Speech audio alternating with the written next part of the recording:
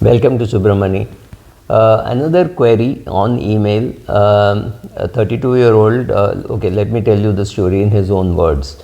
I studied investment management. I've recently become familiar with the concept of financial independence, and I'm thinking of retiring early. My wife is also on board with this. My wife has left her job to look after the two kids we have. We have two kids. We have two cars. We have a big house, and I'm paying an EMI for this. I inherited some money from my father helped me a little bit to buy the house, and that's it. So I have a big EMI. I have two children, very young. The second kid is only about 1 year old. The elder one is about 5 years old. And we take our vacations regularly. This year also I took a vacation to Australia. My sister is there. Yeah, but it cost me about 7-8 lakhs going with two kids and being in that place. So all my life I thought if you earn well, life will take care of itself. So I did not even hesitate when my wife said I'm going to leave the job and look after the kids. So this is my situation. I made money. There is no doubt that I made money from the age of 22, 23. I didn't have to pay anything to my parents. They were financially independent. They are financially independent, so nothing like that. But I am suddenly wondering how can I start saving, because right now my savings are nil, very close to nil. Last year, after seeing your videos, I took a term insurance for about 2 crores. My wife does not have term insurance, but it is very likely that her parents might at some stage need financial help. So we are adequately insured from a medical point of view, but I just took a term insurance for myself and a term insurance for my wife. And now I'm thinking of financial independence. How can I go about doing it?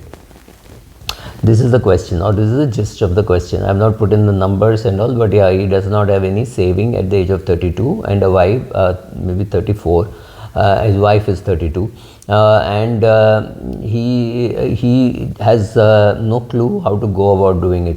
And then when I checked out on his expenses, it's maxed out, right? He's paying 3 EMIs, one for the house and 2 for the cars. Both the cars he's paying EMI. He's using a big car and his wife is using a small car, but a high-end brand.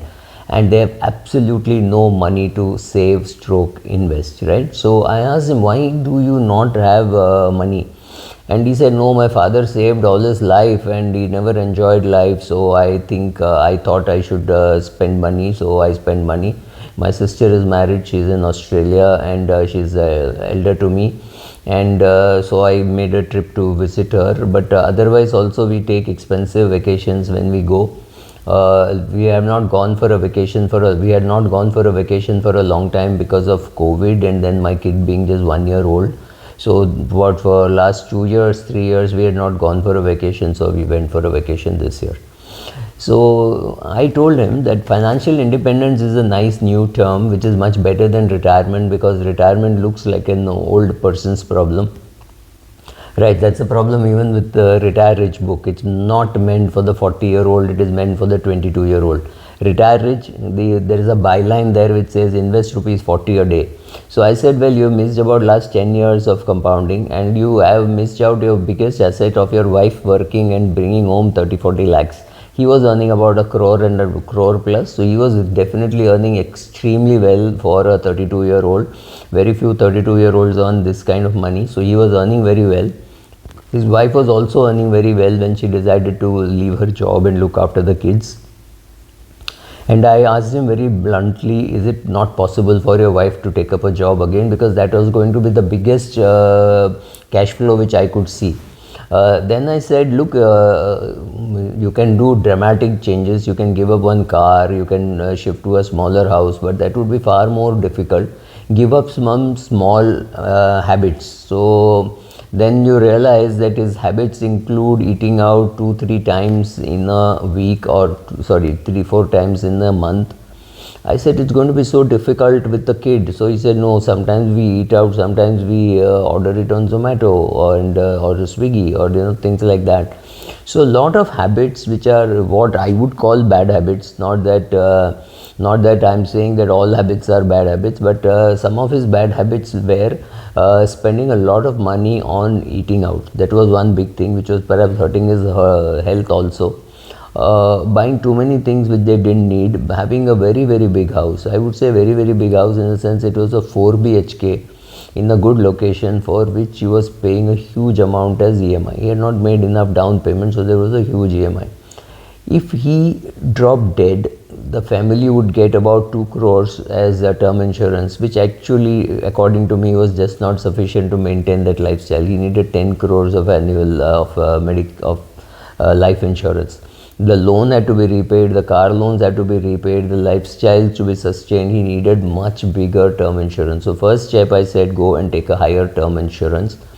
Then start making small changes which are far more easy to make. So I said straight away 10% of what you earn has to go for your financial independence. I am not worried about other goals like school fees and college fees as and when the children go into higher education, those kind of costs, and that's going to be huge, because if your children grow up not hearing a no, then if they can't get admission in India, then it has to be Australia or Europe or Canada, whoever is willing to take them with the kind of marks that they've got. I see many children going abroad to study largely because they can't get admission into the best institutes in the country. So all that had to be provided for. The home loan had to be repaid over a 20-year period, right? He had spent already, about 2-3 years ago he had bought this house, and he still had 20 years to repay. So it must have been a 23-24-year loan. So I said that has to be repaid. So small changes, no Swiggy, no Swiggy, no Zomato for 15 days in a month, from 15th to 30th or 1st to 15th, whatever. I said, look, I am just a financial coach. I can add up these numbers and tell you this will happen. But other than that, it is completely up to you to make it happen. I am not a lifestyle coach. I am not going to say don't go on a vacation, go on a vacation. I am just going to say you're going on a vacation or you're staying in a big house is going to impact your FI. You have to make a choice between a big house and FI. You have to make a choice between 2 cars and FI.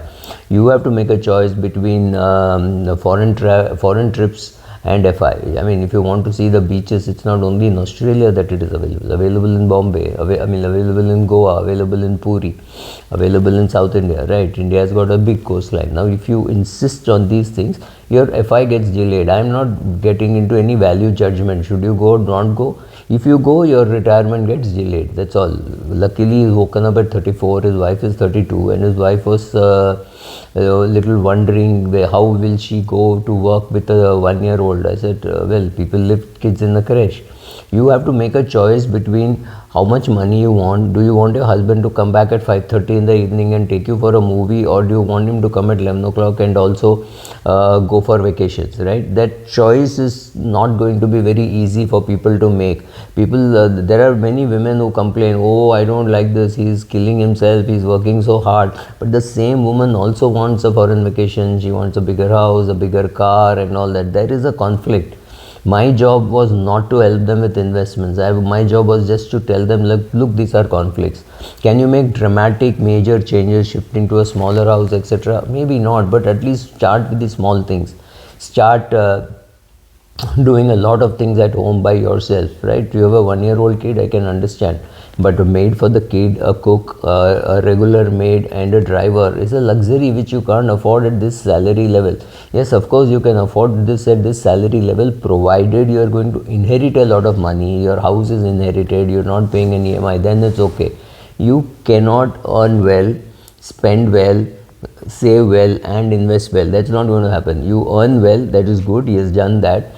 You spend smartly, you don't overspend, so saying that you don't have any money. Then you come to saving, and that has to get invested. That has to be done very diligently, right? This whole process has to be in place. Just earning well is not enough, but of course it's a good starting point. He's at least earning very well. And she has a perfect capability of earning about 50 lakhs at least, given her skills. So what is he missing? He is missing out her 50 lakhs. So is it possible to do that? Yes, it is possible to do that. Shift to a house near your in-laws. They are also based in Bombay. So shift there or shift them here. Don't stay in such an expensive house. His house maintenance charges is also huge apart from the EMI that he is paying, right? So make some of these compromises, some very small, some very big, and compromise on vacation, compromise on eating out, compromise on cars, compromise on all that, then you get FI. Now you have to make a choice. Do you want your vacation, or what do you want? Your big car, you want your cars, whatever you want to buy, your latest phone. Be my guest, I'm not even saying this or that. You have to choose between this or that. As long as you understand that given the amount of money that you have, you can allocate either here or there. That's all. I'm just saying you choose your priorities and accordingly allocate money. That's it. Thank you.